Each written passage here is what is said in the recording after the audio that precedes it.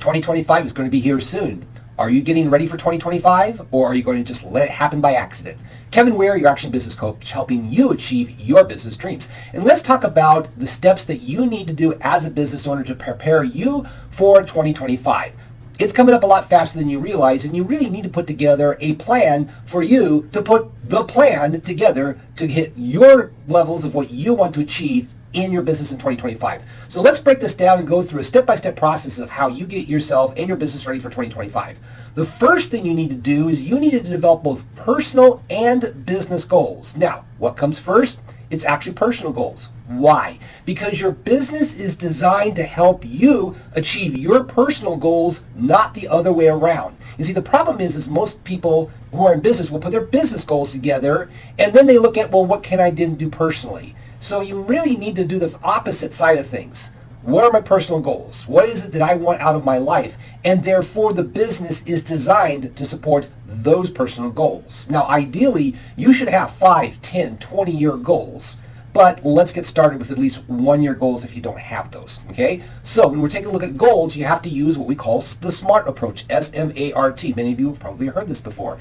S is specific, M is measurable, A is achievable, R is results-oriented, and T is time frame. You see, if one of your goals is to make more money in 2025, that doesn't fit the SMART. It's not specific, you can't measure it, you don't know if it's achievable, it's not really results-oriented, because if you make one extra penny, you've made more money. And T, what is the specific time frame? Is it by the end of the year? Is it by September 30th, 2025? What does that look like? So we really have to refine what those goals look like, both business and personal.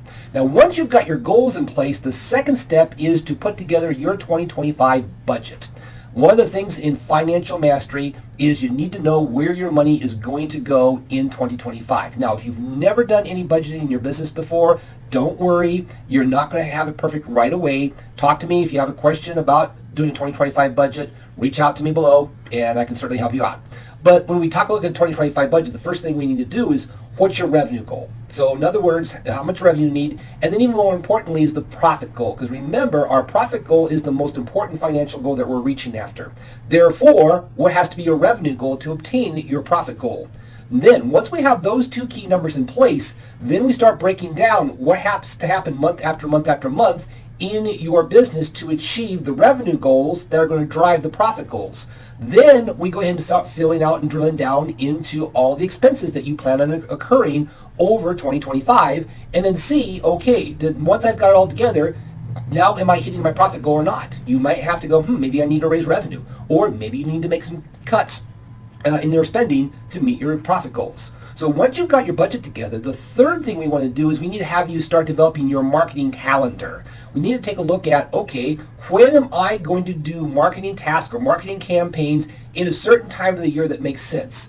What we want to do is we want to basically take a look at what worked marketing-wise in 24 and what didn't. And when we put a marketing calendar together, what are those lessons that we've learned and how can we do better at marketing? Again, without a plan in place, a marketing calendar plan, your marketing is going to be very ad hoc. It's going to be a little bit here, a little bit there. Oh, do I need more customers? I'll do this campaign. It's just all over the map instead of having I know what campaign I'm doing in January. I know what February's theme is. I know in March we're going to be doing this, to have it all planned out.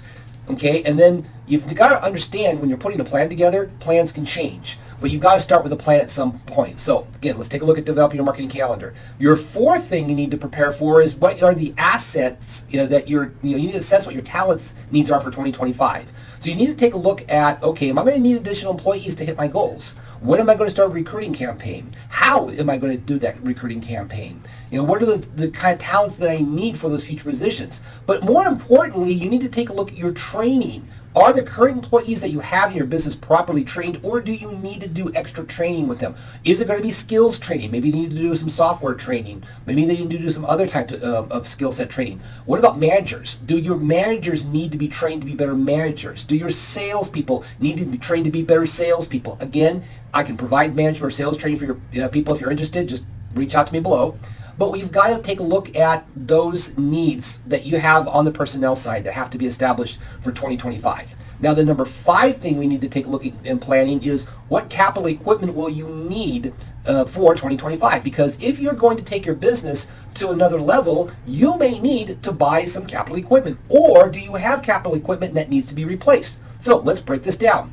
Vehicles. What's the age of your vehicles? Are they going to be okay for another year, or is it to the point where your maintenance expenses has outstretched your ability for that piece of equipment to be effective anymore?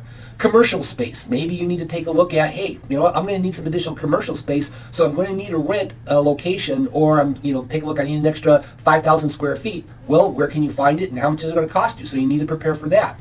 Take a look at software. What kind of software needs are you going to need? Are you going to need to update software? Are you going to need to implement different types of software in your business? Maybe you need that inventory software you've been putting off for so long. And then hardware, technology hardware. You might have to take a look at new computer systems, new point of sale systems, other technology tools that's going to make you effective. That you need to assess that and say, do I need to replace these legacy systems that may be slowing me down? Final thing, number 6 thing that we need to fix, need to plan in your business is tax planning. One of the things that you really need to do before the end of the year is have a meeting with your CPA.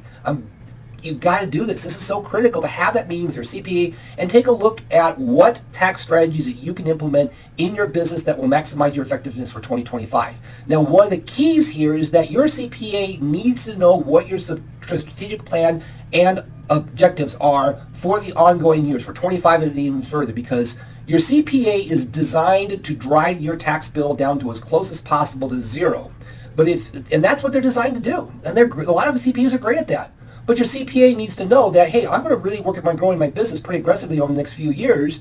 They may say, no, well, okay, we're not going to drive your taxes down to zero because you're eventually going to need to raise some capital or go to the banks and get a loan. And if the banks see that your profits are zero, they're less likely to loan you money for your expansion. Sometimes you're going to have to show enough profit and take the tax bill hit from Uncle Sam in order to be able to access funding from banks who need to see that you're actually producing a profit in your business. So let's wrap this up. Quick review of the 6 steps that you need to do in planning for 2025 for you as a business owner. 1, develop both personal and business goals. Number 2, put together your 2025 budget. Number 3, develop your marketing calendar. Number 4, assess your talent needs for 2025. Number 5, what capital equipment are you going to need? And number 6, what tax plan do you need? Now, if you need some help, contact me. Let's have a chat. I can help you with a lot of this stuff.